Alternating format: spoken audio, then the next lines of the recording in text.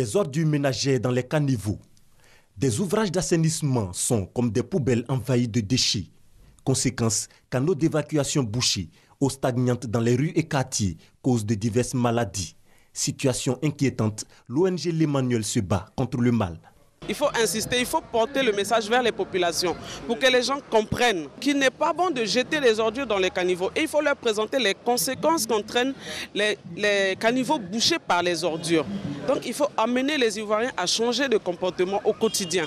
Et pour ça, il faut véhiculer le message, il faut insister par des sensibilisations. La place des ordures dans la poubelle et non dans les caniveaux. Le message est adressé aux populations afin de les sensibiliser sur les dangers liés au mauvais usage des caniveaux.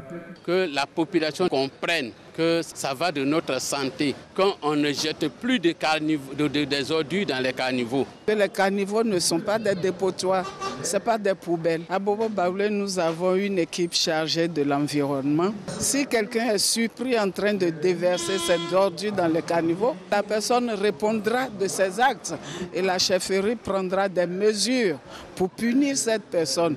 Parce que je souhaiterais que ce soit cet exemple pour tout le monde. Cette action de sensibilisation intitulée « Stop aux ordures dans les caniveaux » va s'effectuer dans les 13 communes du district d'Abidjan.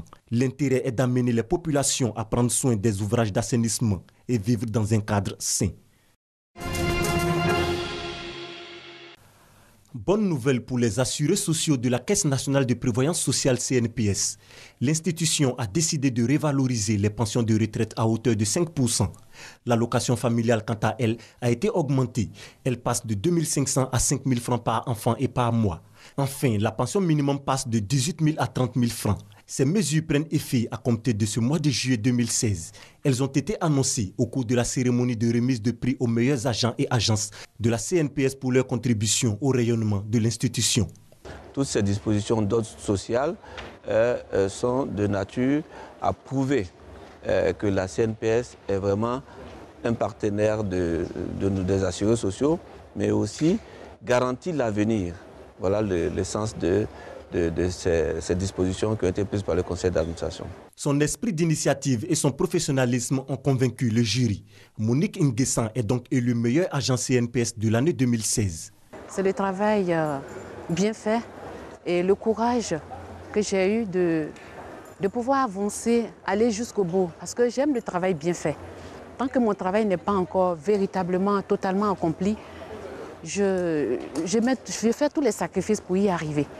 Et je crois que c'est ce qui a milité en ma faveur.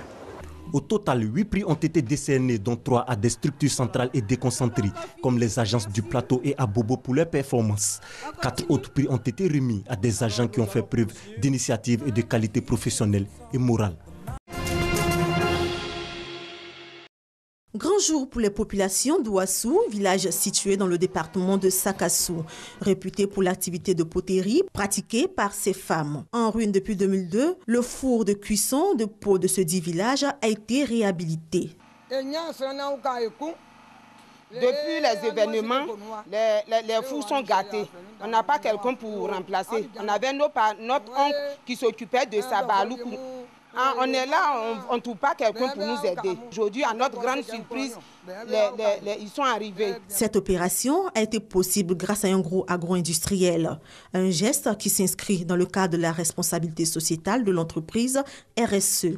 C'est à l'occasion de l'inauguration de cet édifice que les filles et fils d'Ouassou se sont donné rendez-vous au village. C'est tout ému que la présidente de la coopérative des potières, Ala Catherine, a exprimé sa reconnaissance au nom des membres de son organisation.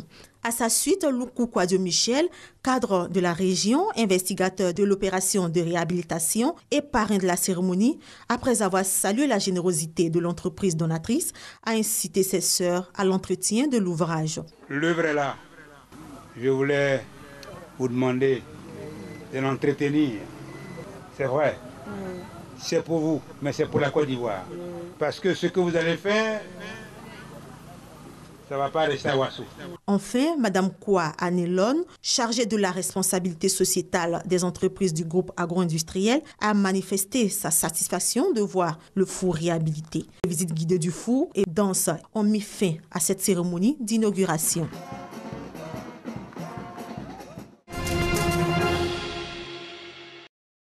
maltraités et déshumanisés.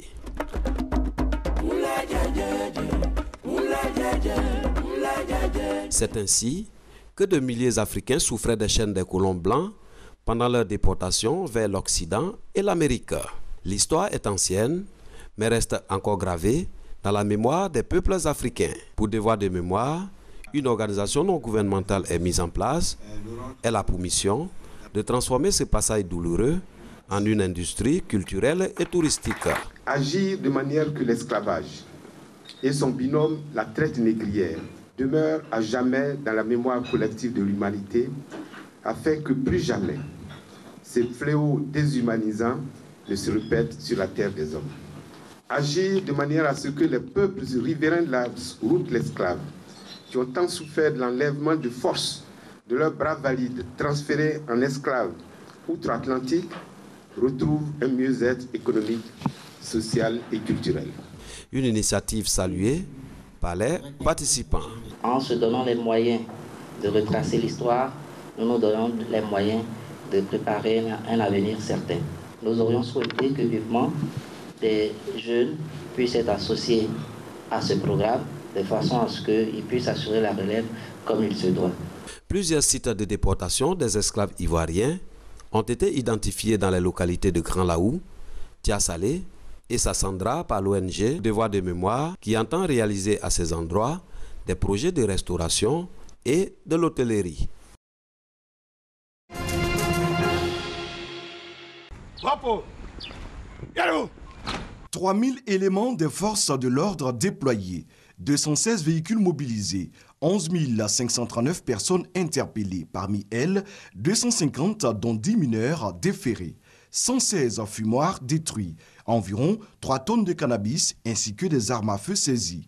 C'est le bilan chiffré de l'opération Épervier initiée par la police nationale du 16 mai au 25 juillet en vue de combattre la montée en puissance de la délinquance avec notamment le phénomène des enfants agresseurs appelé microbes.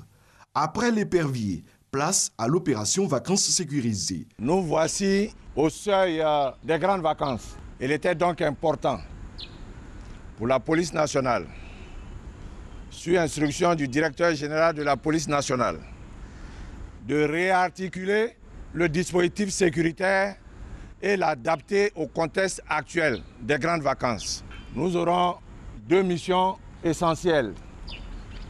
La lutte contre le grand banditisme et la lutte contre les incivilités sous toutes ses formes. Les Baka qui traversent les ponts de la zone sud à la zone nord, les marchés qui sont installés sur la voie publique, les excès de vitesse, le non-respect des codes de la route, etc., etc.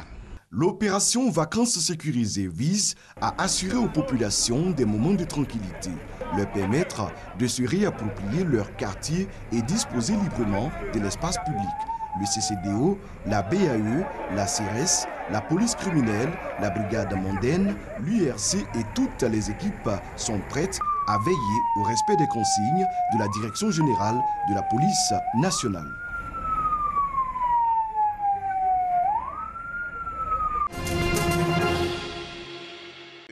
Un match nul aux allures de défaite pour l'ASEC Mimosa face à Zesco United.